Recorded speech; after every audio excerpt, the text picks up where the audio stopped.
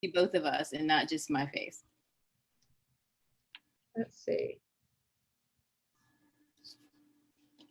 That's the fun in having more than one.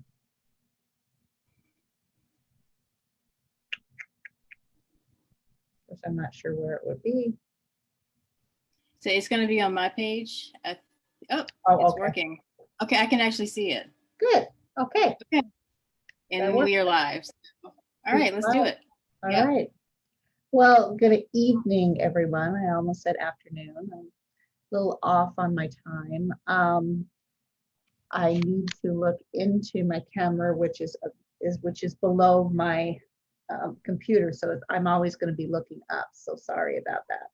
I'm Lynne Cahoon. I am the author of the Kitchen Witch series. It is a 3-book series, 3 novella plus 3 bonus novellas that deals with a kitchen witch and her beginning to understand who she is and what she's doing as far as her witchcraft skills. But she is also a chef and a caterer, and that's the business that she's trying to build in this small Idaho community that's really close to the Sun Valley, which is the where all of the stars went to ski, and so it was the first like ski place to go that wasn't Colorado. So when I lived in Idaho, Sun Valley was the crazy place for us to all go and to figure out where we wanted to be, and we wanted to see the stars, so we went out there to see the stars because it was closer than California. So that's me. I have 3 other series right now. The Cat Latimer series, which I'm releasing a book out of next month. So I'm very busy with that and doing audio checks and all of that kind of fun stuff.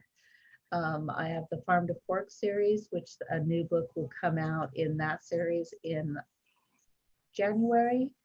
And then I have the Tourist Trap series, which is on Lucky number 13, that is going to be releasing, called Wedding Bells Blues, and it's going to be releasing in March of 2022, which I can't believe we're saying 2022 already. So anyway, that's me.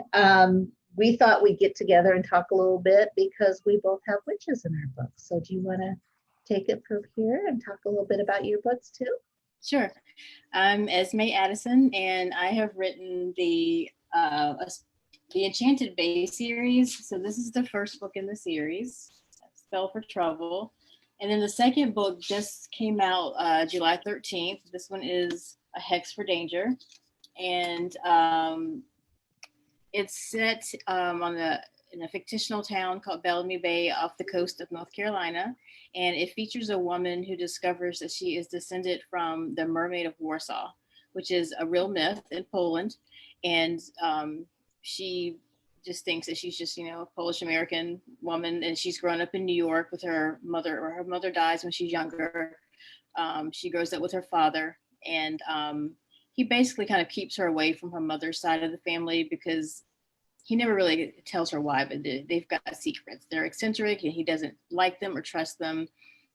And when he dies and she decides to quit her job because she's burned out, her aunt, for some reason, out of the blue, invites her to come down and just kind of spend some time with the family.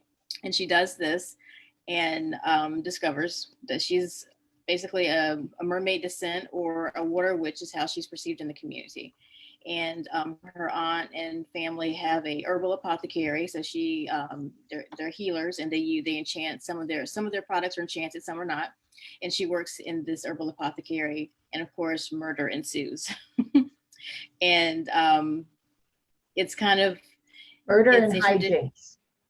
Yes. Some hijinks. I have some humor, not a lot, but I do have humor in mine. But she's, it's a traditional cozy mystery in the sense that it's got lots of Polish food and lots of coffee and tea, and very cozy, quaint, small town. At least I hope that's what it is. And there's kind of like an overarching mystery that spans the series. It's kind of about her background. So I'm having a lot of fun writing that. And really looking forward to talking to Lynn, which Lynn, do you know how I discovered you as an author? I don't. So I had to go a couple of years ago. I had to go to a writers conference in Idaho, and I Oh, didn't know anything about Idaho. So I tweeted I said, "Does anyone know of a cozy mystery set in Idaho?" Because that's a really great way for me to learn about like, a new place. You know, because usually the writer's done a lot of research, and someone recommended your series, oh and so wow. I started reading it, and I loved it, and that's how I discovered you as an author through that series. And I was reading the books as you know, flew there, and the whole time I was there, I was reading it. And I was in downtown Boise, and it's a great town. It's a great area. It's beautiful. It's not like overalls and wheelbarrows and potatoes. It's it was a very hip, trendy downtown area and lots of great food. There's a Basque community, which you Yep. have in your book. Yeah.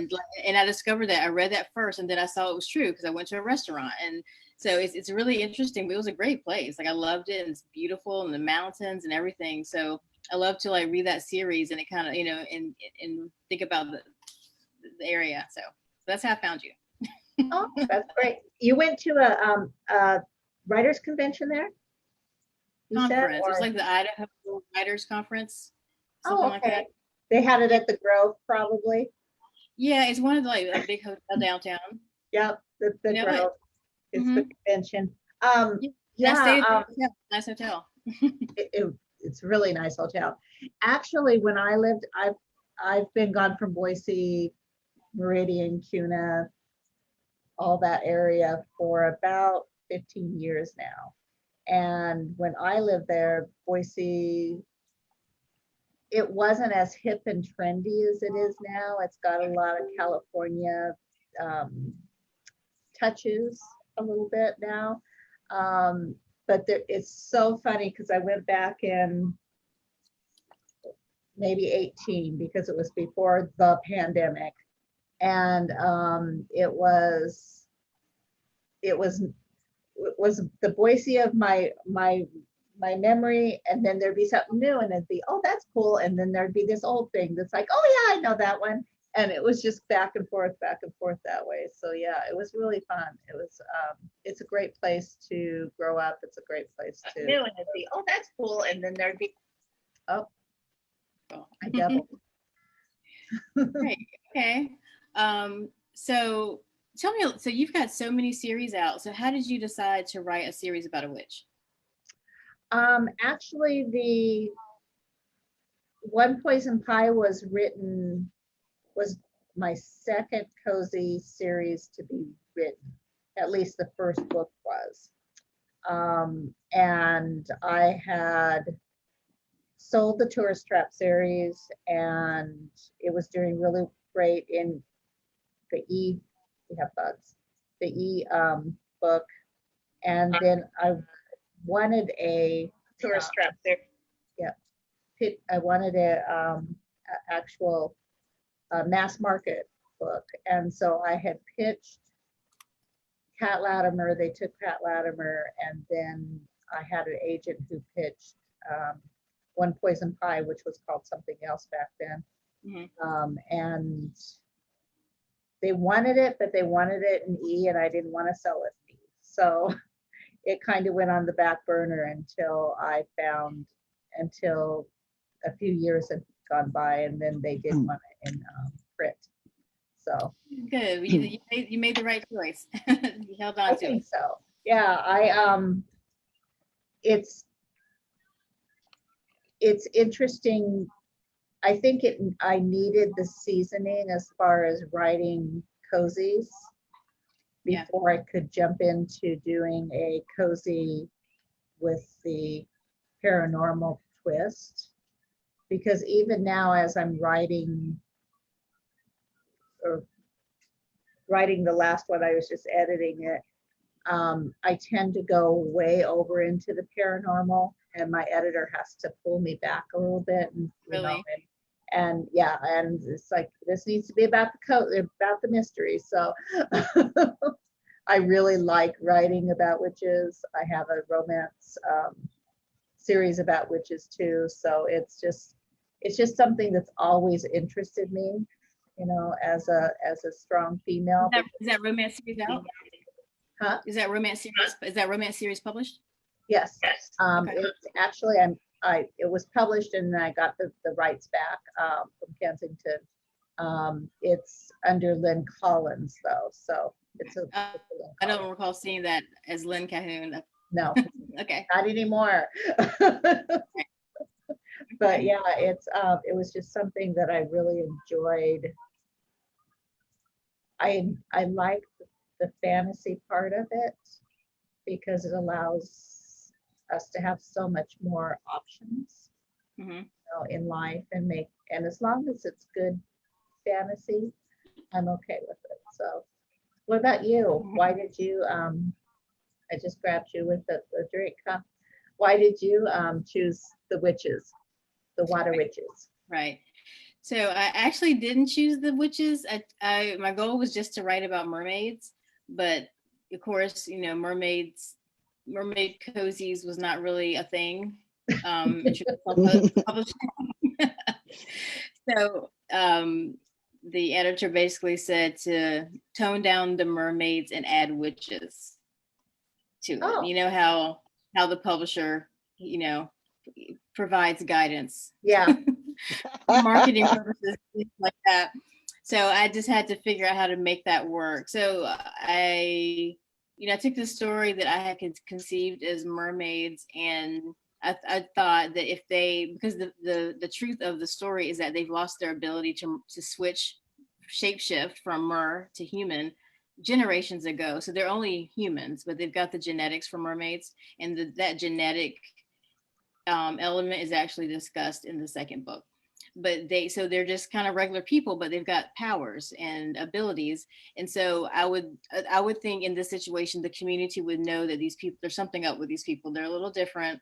And so what are women that are different in a community that may have some sort of powers, they're usually witches, right? So Yeah. I figured over time that people would just think that they're water witches, and that's kind of how they're perceived. So they're actually not really witches, but that's how the community perceives them. And so that's how I kind of brought that into the story. And I tried to address that. One of the characters, Minka, like loves it. She loves being a witch, even though she and her mother's like, we're not witches, we're mermaids. Don't. And that's a little bit more in the second book where she's like, we're not that. And I don't like that term. But Minka's like, I love it. Like, give me all the magic, so it's fine. She doesn't care. So that's how I kind of brought that in. And then in A Hex for Danger, I have a character who is half witch. So I'm kind of bringing in some hybrid magicals. So one of the characters is half mermaid and half witch from Mami Wata. Like her people that are descended from her are considered witches. So I'm having a little fun with it, bringing it in. Like I've always loved stories like with magical realism, or where it's more subtle, where it's just a one, almost like kind of like the Good Witch on Hallmark, where it's not overt. It's like there's a woman and she's good with herbs, and she can do stuff, and she's got like abilities, but she doesn't have a broom, she doesn't have a black hat, and it's not like this kind of stereotypical thing. It's just like, you just are this person, this is who you are. So I've always liked those types of stories, those types of characters. And so that's kind Yeah. of why I tried. Well, and if you think about it, going back into, the Salem witches, and, where you had a village witch where she was a healer, she may or may not have had any powers. I mean, our stories are telling us that, the Hansel and Gretel witch, had the power of being a really good baker, but maybe she had some other powers too. But I think for that, I think it really was a focus of these women were they learned from each other, they learned from their parents, they learned from, the things were handed down to them, and they were able to heal things.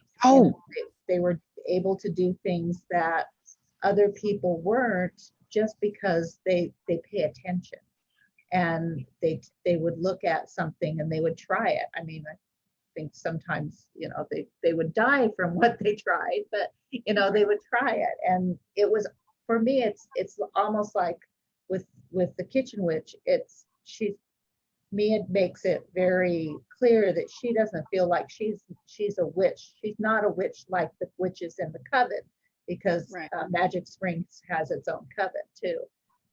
And most people know that there are witches there, but they just, and there's mortals there too. But some of the mortals believe and some of the mortals don't. But they just treat them like they're normal people that have a club, But for Mia, she's always felt like she, as a kitchen witch, is involved in the home crafts and taking care of things and doing those type of things and making sure that there's peace in the world and those type of things. So she's not out casting spells. She doesn't Right. she's taking care of things. Well, what I'm exploring with these 3 books is that there's less of a difference between the categories of witches as they think there are. And it's just because you're defining yourself as somebody, or your history has defined you as this, doesn't mean that you're not all one happy family. And you really need to think about that type of process. Your history. So I have like humans, she has a best friend that's totally human, and her boyfriend, he starts out just being total a regular human, and then we realize, with a few special powers, and then we realize that no, he still has his powers, which he's not supposed to because of some rules. And so it's just that exploration of how really underneath we're all the same, Right. and whether we're witches or mortals or shapeshifters, which not shapeshifters, well, yeah, shapeshifters, werewolves come into the 3rd book. So Oh, wow. Just- Really? light werewolves, not heavy werewolves, because that would be wrong. At least according to my publisher, it's light werewolves. So yeah, Okay. we have a wedding. Okay. It's really fun. So I have something in the 2nd book. Did you finish the 2nd book? I did not get to finish the whole 2nd book. It's on it's in my bag though. Okay, yeah, no worries. That what I will say, but there's and if anyone has here that's read it, so there is like the revelation of a different type of hybrid, or not hybrid, but a different type of magical that's in town, and it's actually based, and it's based on more Polish mythology. I'll say a little bit, but so when right before COVID happened, we went to Poland, and I went to, and the story is actually in the story, and the real myth is in the book, but we went to Wawel Castle, which is Wawel Castle in Polish, and they have a lot of dragon mythology. They said that the castle was built on top of a dragon's lair, and like the origin story involves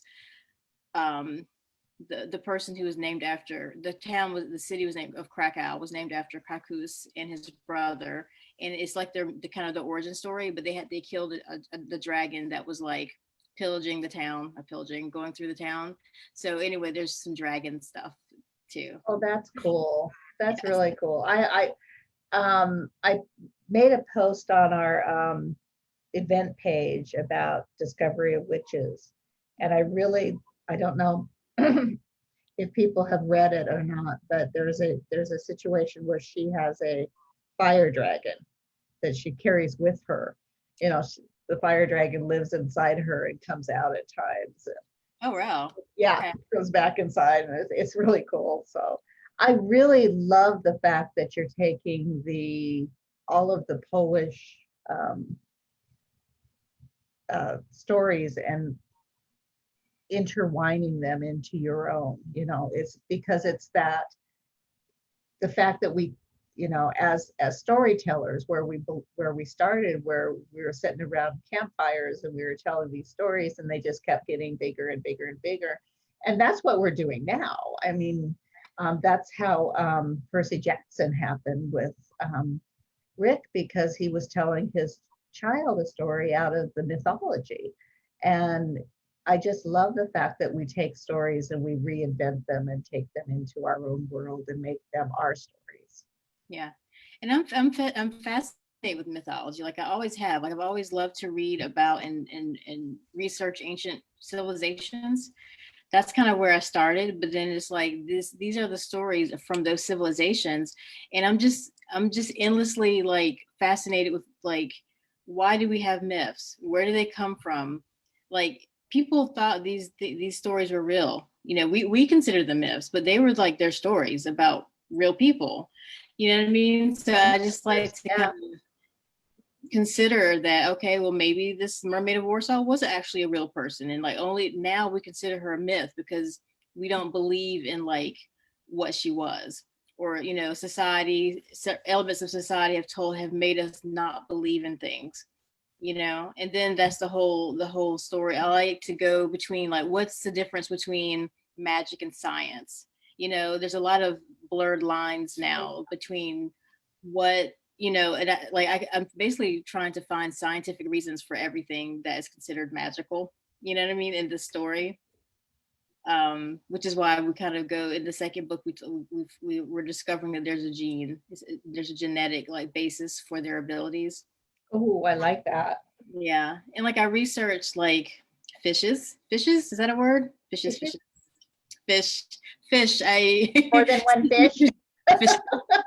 There's a brewery, a craft brewery near me, and it's called Vicious Fishes, and I think I love that. that's probably not correct. But I researched like sea creatures and tried to find like a real basis for the powers that they have. Mhm. Um, like eels have electricity, so my characters can emit frequencies, from Yeah. their body. That's part of the power. Fish have a heightened sense of smell. That plays into the first book, not so much in the second book. They have. I'm not gonna say that they're they practice telepathy, but they have a nonverbal way of communicating with each other.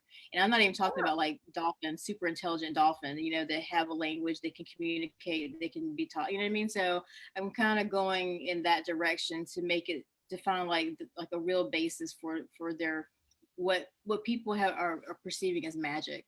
And that's probably going to be a theme that I pursue in my writing. I just love that kind of stuff. Yeah, I love that idea. I mean, it's it's like the I really believe that the first doctors must have come from, the kitchen witch area, because they're the Oh ones yeah. that figured out, what herbs to use and what killed you and what didn't kill you and what made you go to sleep. And, and it's all of those things that they learned. One of the things I've been playing with the different are the tools that the witches use. And so in book 2, there's a lot of work that I did with the grimoire Hmm. and what it meant in my world, so to take that grimoire and figure out how it how it worked for these witches, and one of the things that happens with it is it's a book of spells, but it's passed down from witch to witch to witch, so from one family member to the next. And typically there's only one family member per generation who is blessed with these abilities. So when that generation dies, their spells go into the next person who's taking on the mantle for the family. Right. Um, so I played with that a lot, where I had a non-believer get her father's grimoire and what would happen if, because I truly believe in karma, but I truly believe in the rule of three, where it's just like, if you do something mean, it's going to come back three times to you. And that's just the way the world works. It's not a witchcraft thing. It's just the way the Right. world works. It's the universal law. People get suck, they get it. But so I was playing with that a little bit, and what would happen if, it just showed up and she went, hey, maybe I could, make my life a little bit easier. And so then Mia and her grandmother have to help her get that spell undone, because bad things are happening to her agent and other people. So, it's just fun to take that idea and just see where it goes in your world, and see how you can twist it around. I like one of the things I like about your series is that the magic is subtle. I like that, because it's even though we're writing about something that's paranormal, it's not just like crazy in your face, like this woman's just like going around like zapping and doing stuff. It's Yeah. a lot of story, and there's a little bit of magic here and there, which I think is how it would be if it was like real. I love another thing that I like is that you talk about like the magic of color. And that's a real thing. I mean, I say like the magic of, colors are frequency, and it affects us. There's orange is for creativity, blue is calming. Like, who's to say that that's not some sort of magic? Or, it's not, it's science actually, but Yeah. science, but it's perceived as, I don't know what the word is to use. It's like, I think sometimes when things are unexplained, it's magic. Well, it's like your auras, Mm-hmm. you can see auras Yes, around. you're speaking my language. You can see them around people, but you start to talk about auras, which one of my I guess I have magic in a lot of my books, because this is from my tourist trap, my deep guy, and he's a It's in there barista. too. He sees auras because his mom is a fortune teller, and she communes with the dead, but he got some of her power. And it's just like, it's the way someone carries themselves. You can't do bad things all the time and not have a greasy feel to yourself. And that's just because we're spiritual creatures, and whether you call that magic or whether you call that, science, it's just the way it is. It has to affect you mentally, and it does in a lot of different ways. And I think we're just now realizing that, there's more to our body than just our physical being. Physical. We have a spiritual component, whether we believe that is a religious spiritual component or a magical spiritual component. It's something there. I don't understand how electricity works. Right. So that's pretty magical to me, that it actually is there. Yeah. Like, I don't know, how does the camera work? I was talking about this with my sister. How do we click a button and it captures our image, and then we can put it on a piece of film? Like, that's magic. Yeah. I mean, Yeah, it is. And think about all of the things that are developed because we went to space and we said we needed to figure out how to do this. It's like, oh, okay, well, we'll just figure it out. I think the knowledge comes to this, and this is true, especially for writers. So if we talk about the muse that talks to us, and they bring us our stories. But I think the muse talks to a lot of people. She's very social. And if you're not going to write the story, she's going to give it to somebody else.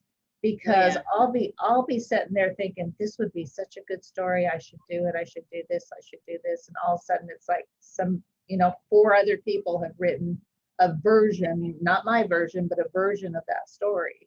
And it's just because those ideas, we're magpies as writers. because we're sitting there and we watch TV and we pick something off of the show, and then, like Charmed, and we like that character, and we pick this other part, and then you visit Poland and you're on a dragon's lair and you go, oh,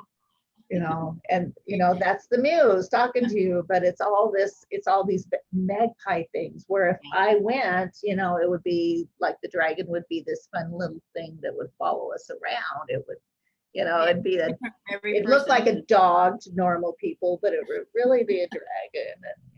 And Right. I believe that, because even like me personally, I have thought about things, ideas, but I feel like I think as soon as you think of something, it's out there, it's in the ether, and the other people have access to it. You know what I mean? Like almost like there's like a world Wi-Fi, which actually is what the ether is supposed to be technically. Mm-hmm. I have thought of, I had an idea for a cozy mystery and I didn't do it, and it actually came out, and I'm reading it now. I'll just say I went to Asheville and I was like, I want to do something with moonshine. This was a couple of years ago, and it's written. I'm listening to it like I have it on my own, yeah.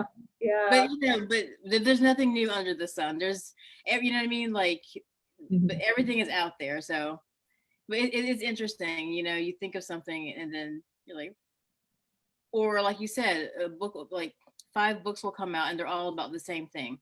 Different execution, you know what I mean? But it's interesting how that works, and how like writers are tools, instruments that kind of get the stories out there. There was a story, and I can't remember, I read so many blogs and so many writer things, but it was 2 authors, and they had both basically written the same book, and they were friends. And it was like, she said, this is my new book. And the other lady said, that's my new book, because it was the same tropes. It was the same idea. It was the same. It was interesting, and we all do things just a little bit differently, because everything I write is touched by my life, whether it's because it was set in Idaho, or it's because I like the beach, or I like camping, or those type of things. It's touched by my life and by my humor and by the food I like. So, it's always touched by the writer itself, but it could be, the same book, different version. Yeah. So speaking of writing, so are you a plotter or a pantser? I am a pantser. Really? Oh gosh, yes. You tell. I do. I'm going to show you, because we have video. I never get to show this. I got to find it first. This is my outline. Wow. Okay. So these chapters here, I need to finish that book. Is that from an existing series, or is that something new? No, actually that is something new. Yeah, that's a new series. It'll be coming out next year. That is a Sedona set series. Has it been announced yet? Huh? Has it been announced? It was on PW. Okay, so what is it about? It's a Sedona set series that is, she's a breast cancer survivor, and she opens up a bookstore, and she sets up a book club of survivors, and then they turn into a sleuthing club, because one of their people gets killed. What publisher is that with? Huh? What publisher is that with? That's with Kensington. All of my stuff with Kensington. If it's not with Kensington, it's with me. So. Okay. Yeah. I have to ask, because there's some people that have like 3 series with 3 different publishers. You know what I mean? You never know. So. Yeah. No. They just kept giving me the best offers. So. Right. That's what I went with. That's what you want. You want to find like that happy home. Or to be a writer and just stay there and just write books. That's great. Yeah. So yeah, I try to do at least, I know where I start, I know where I end. I know I talk about the people first, but there's always somebody who just shows up, Right. you know, Yeah. shows up. What about you? I used to be a pantser, and then I felt like I was wasting too much time. Because actually, what happened is I wrote a book, and I pantsed the entire thing. Got like 80. I was like 80,000 words in, and I didn't know where I was, or like what's like how to fix. You know what I mean? Like I just got lost in the story, and I was like, "What am I doing?" Like I don't know. I just, and I was like, I am like this. Like the book was supposed to be 90,000. I'm like, I'm almost done, and this is not. It didn't go where I wanted it to go. Like I don't know. Like where am I at right now? The story.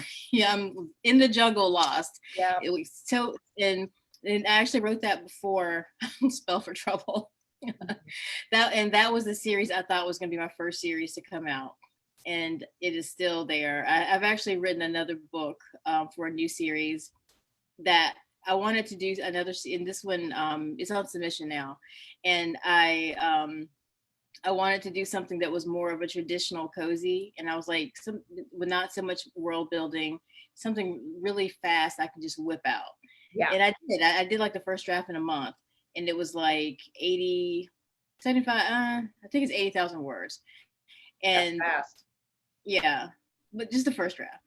But it's weird because I'm like, why did I do that and not go back and finish the and finish that other one, which was my big book, you know?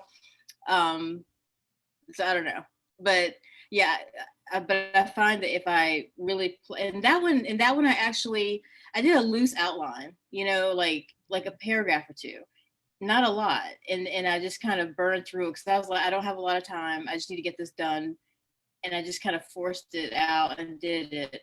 But the other story, well, or Spell for Trouble, I wrote like a 35-page detailed synopsis. Oh, kill me now. Right.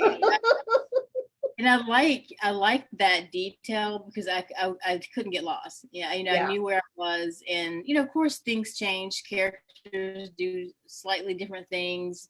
You might want to throw in another plot twist. That happens. I'll go back and I'm like, this is not complex enough, or I need another red herring. You know, you go back and put those things in like that to make it more twisty or whatever. So, but I think I like a little mixture. I'll plot it out, but I'll have some flexibility because it's me. I can change it if I want. You know what I mean? But I don't ever want to do that. I don't want to get lost. I don't have enough time to like just you know, indulge myself and write 90,000 words, and then I'm like, nah, forget it. I don't want to do How that. long did it take you to write the book that you got lost in? I did it over like a year. Yeah. See, I think the difference is not the fact that you had a plan to go. I think Yeah. the difference is the speed in which you wrote. Yeah. Because if I'm in the book writing and I'm writing it, I write right now, I goal for 10,000. If I could get 15, I know exactly what's going on in that book. I know exactly how they're breathing, how they're doing, you know, everything. But if I set it aside for 2 weeks, Yeah. who knows, you know? Yeah. That's true. I need to, in that book, you know, it was kind of like, I was like, I think I want to, because I've always known that I want to be a published author, but you know, it was kind of like a vague formed idea, Yeah. not like I'm going to do this. And so I'm just going to finally write a book, take my time over the course of, you know, but now it's like, I need to do that. I need to just be like, okay, I'm going to do this in 4 weeks, 6 weeks or Yeah. whatever, then get out. Now you're actually on deadline and stuff. Right. Yeah. No, when I first started writing, I was taking some MFA classes at Boise State, and I started a thriller, which I don't even know where that is right now. I started a thriller, I got 4 chapters in and went, I don't know what happens now. So I put that aside And then I started a mystery and got 4 chapters in. I think it was One Poison Pie. Put that aside. Started a romance and got 4 chapters in. And so I had a problem not finishing because I thought it was, and I wrote a middle school that I did 4 chapters for because that's what you needed for this. I'm doing the same thing. I've got like proposals, I've got like first for 3 the chapters. proposal. That's what you needed for the proposal. So that's all you wrote. And it's just like I couldn't finish anything. So finally, the first thing I finished was the romance, and then I just started. Then I realized it really wasn't that hard to finish if you just got past chapter 4. Right. I've done that too. I've actually done 3 proposals, and then I wrote this one. And then I was like, I'm just gonna write this one. I'm just gonna do it really fast and get it out because I don't want to just another proposal. Like I don't want to just let me just like do this. Well, if it doesn't sell, then you've got the book anyway, and you could just release it. Yeah. So how are you doing like these novellas? Like I like that idea. I actually saw that and thought I have little stories I could tell. I want to do what you're doing. I want to, because there's so much stuff that is not being told in my series. Like I would love to do it. Because each story is like 3 months, every 3 months. But like what happens in between that? I would love to do that, a little novella in between. I love writing the novellas because it's one storyline.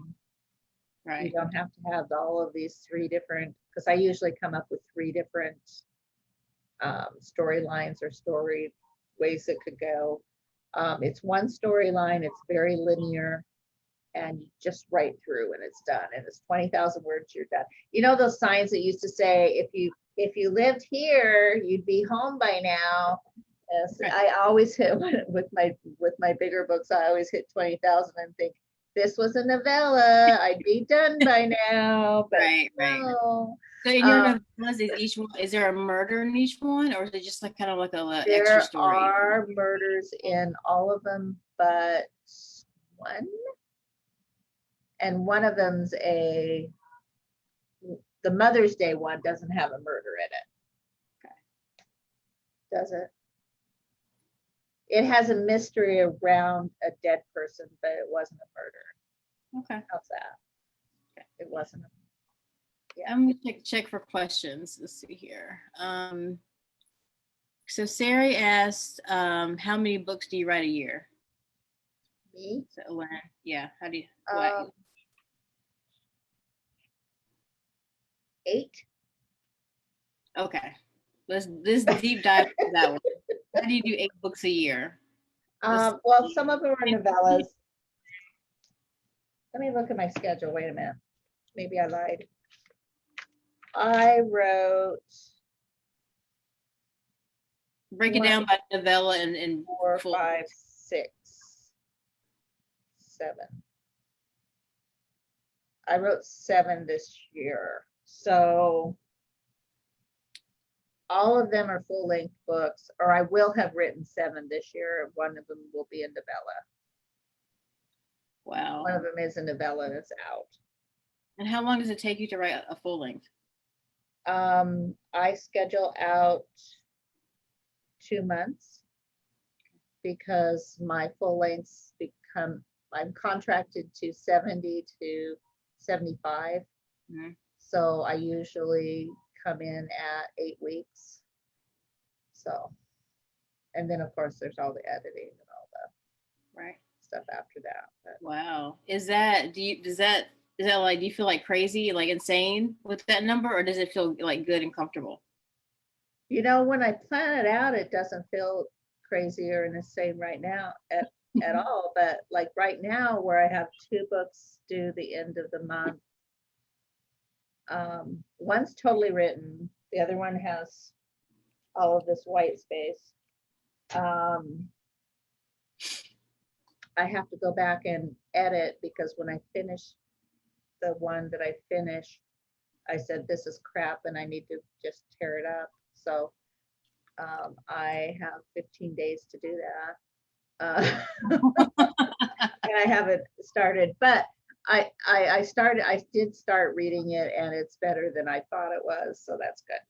So that's good. It's not crap. It was just, I was tired of the book at the time when I stopped it. So yeah, it's feeling a little stressful right now. I've never had two books due the same day before. Right. So, and that stresses me just hearing you say those words. Well, and then I've got a release next month that I'm doing myself. So I did an audio book for it. So now I have to listen to the audio and edit it, which is a whole different. Right. Because with the stuff that goes through my publisher, I say, oh, there's audio, like, great, you know. And that's about all I do. And you're like, great. Yeah, it's just like, it has nothing to do with me, and this one's all me, and so it's been interesting. That's exciting. Is that the one that you're releasing yourself? Is it a cozy mystery or another genre?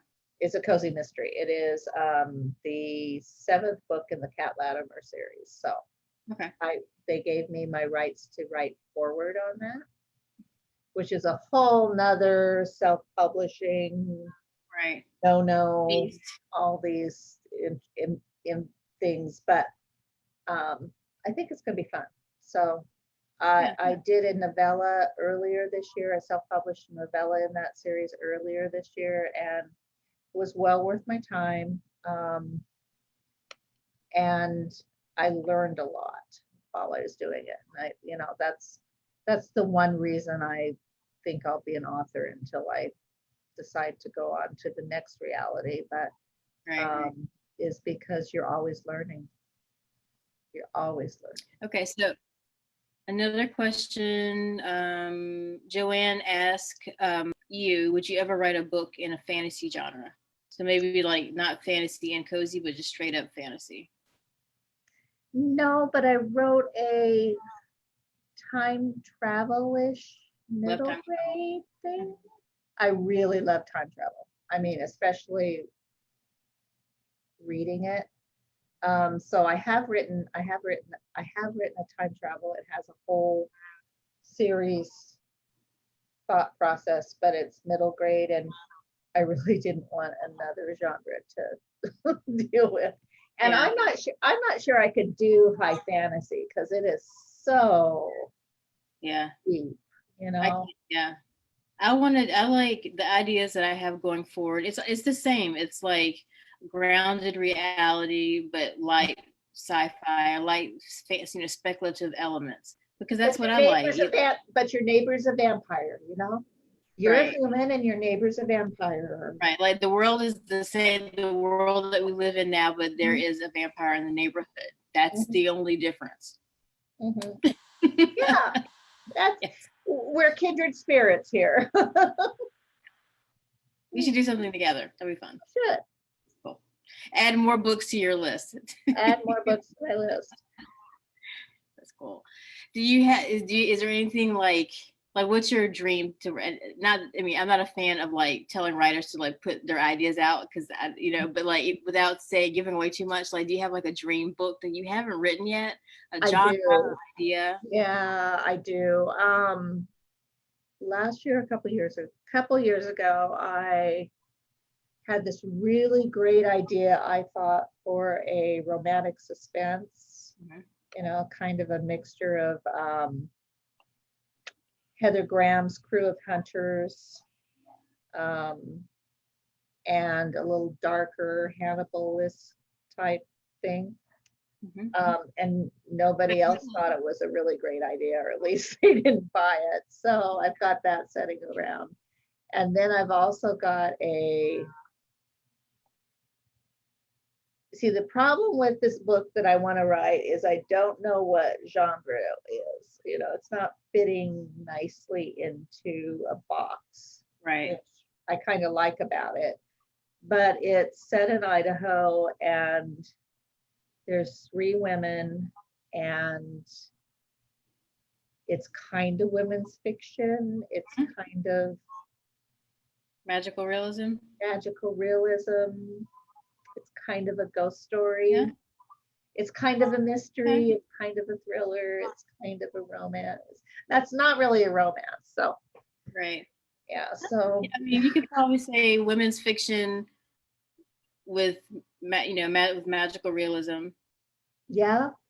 Yeah. And then find some, find the comps and just Find the comps and go with that. Major picture. I'm if I feel froggy, if I get everything done, I'm supposed to get done by the end of the month, and then I've got vacation for a week. Vacation. Where are you going? We're going to North Carolina. Yeah, we're going. Huh? I looked at your Instagram and today, and I saw you got OBX on there. You going there? Yep. Yes, we are. We're actually stopping first in Tennessee, which is right across the border for Hot Springs, North Carolina. We're doing 3 days there. Nice. And then we'll drive through Asheville, go over to OBX and spend 7 days there and then come home. But if I feel froggy, because I'm not supposed to work on this vacation, but I'll probably do something. Because I just can't help myself. If I feel froggy, I'm going to work on that proposal. So okay. Yeah, so what part of Outer Banks are you going to? Which island? Corolla. Yeah. South of Corolla. It's between Corolla and Duck. So it's Love a house. I've We've been got there. a house for just the two of us and our dogs. So that sounds wonderful. I hope you're going to post lots of pictures online. Yeah, when you have dogs, well, they're always the same pictures, which is kind of funny, but it's okay. When you have dogs and you rent Airbnbs, you have to take what you get. So yeah. What kind of dogs do you have? We have Keeshonts. Oh, okay. They are so cute, and they just got back from the groomers. They smell good, and they're good. We have little bow tie things on. Yeah. Right. Okay. Let me check the Facebook. I've been kind of going back and forth to see if there's any questions there. Hey, Amy, East Tennessee. That's from Facebook. Let's see here. So Doctor Who is time travel? I might have to watch that. I've been stuck. I have never seen it, and I've been told I need to. I've never seen it, but I'll tell you something that I read this earlier this year. I watched the original Star Trek for the first time, and I loved it. I don't know, I'm attracted to it too, and I'm not quite sure why. I've been watching the older one, the newer ones. I love the movies that went back before the original Star Trek, the Christopher Pike movies. Christopher Pike, is that his name? I never get movies right. Yeah. He was supposed to be the first. He was supposed to be. Yeah, James T. Kirk. I love those. I will watch those movies. Harry Potter, I will watch over and over. I've never seen Harry Potter. Oh. I don't know why. It doesn't appeal to me. I probably watch them if they're on demand. I probably watch them every night. Right. Yeah, it leaves me no time for Doctor Who, but right. My son is not into Harry Potter. He's into the Percy Jackson. And I'm like, Jackson. And I tell him, I'm like, I write about mythology. He's like, but you're no Rick Riordan. I'm like, shut up. He's like, you're not writing about Greek gods. And I'm like, there's so many different gods, but he's actually going through the Norse mythology. And I'm trying to he's half Polish and he doesn't care about Polish gods. I'm like, come on. I'm writing about stuff. He's like, I don't care. I don't care. My son has never read any of my books either. So I said, I'll send you all. No, that's okay. Okay. Right. See, I had a comment. Somebody else. let's see. Amy says, did you say Hot Springs, North Carolina? She said Hot it's Springs. she said Yeah, it's amazing. You must try Spring Creek Tavern. I think we were there. We Yeah. went to, we bought land in North Carolina last year. See, I didn't know there was a North Carolina connection here at all. I didn't know. Yeah. We bought land. No, I'm sorry. We bought land in Tennessee last year. Close. That eastern Tennessee area that Yeah. if you drive 5 minutes, you're in North Carolina. Yeah. So we stayed close to Pigeon Forge once, and then we stayed closer to the land that we bought the next time. And then the next time we went over into Hot Springs and stayed there. So beautiful. Yeah. And then we went into town and got food and took it home and ate. Nice. I walked the Appalachian Trail. That's nice. I've done that Not one. very far, but I walked Yeah. the Appalachian Trail. I have a picture, so it's true. That's nice. Like I was saying, I'm reading Diane Kelly's Moonshine Shack series, and like I had moonshine at Killer Nashville once. They were offering it there. I had like apple pie. I can't remember what it tastes like. So like I keep reading her series and I'm like, I want to drink some moonshine. I need to go to like the mountains and do this stuff that's in this book. So well, this has been fun. We've been talking for an hour. Yeah. It goes fast. Yeah. It goes fast. Okay. I probably should show my book. Yeah, I was gonna say show your books if you have them with you. Don't look up. Don't look up. This is my camera. Don't look up. I keep looking up at you, and then I look like I'm looking at the stars. That's okay. Whatever. Because you have to realize my monitor is this big. Right, it's a big one. And I love your titles. Are you coming up with those? Is that the publisher? This was mine. One Poison Pie was mine. Does that come from like a childhood like rhyme or something? A pie, like these birds, blackbirds. Does anyone know blackbirds baked in a pie? No. Okay. It didn't. Actually, my editor and I were sitting talking when we were talking about the series and what we were going to call it. And I said, I always wanted one of those where you did 1 for the first book and 2 for the second book and 3 for the third book. That's a great idea. And we'll do something with food and magic. It's like done. Easy, done.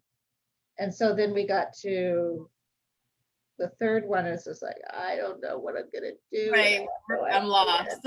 I'm lost. And so finally we came up with 3 Tainted Teas will be book 3. They'll come out next year. Yeah.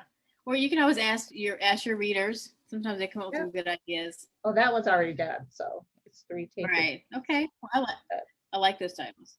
When my series came, when I pitched it, it was supposed the focus, there wasn't witches. I wanted it to be called The Enchanted Apothecary. I like that.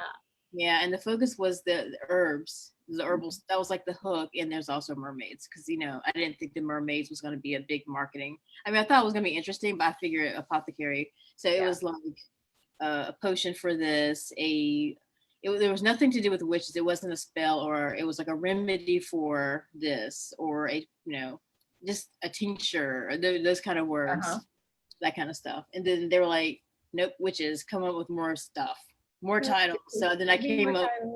Yeah, so I came up with like a list, and then they just kind of like randomly give me a title, and then I make it work.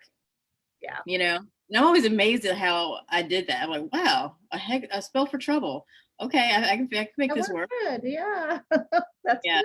And just add stuff, but makes it fun, challenging. So, all right. Well, we have reached the hour marker. And thank you guys for hanging out with us. Yeah, it was nice to see you all. Well, not see you all. We see Sari, but yeah. To our Zoom friends and also the ones on Facebook. And Lynn, I'm really happy. This is the first time I think we've actually been face to face and really talking. Yeah, so, I really enjoyed this. Me too. Okay. All right, guys. Thank you so much for your time, and we'll see you on Facebook and social media. Bye. Bye.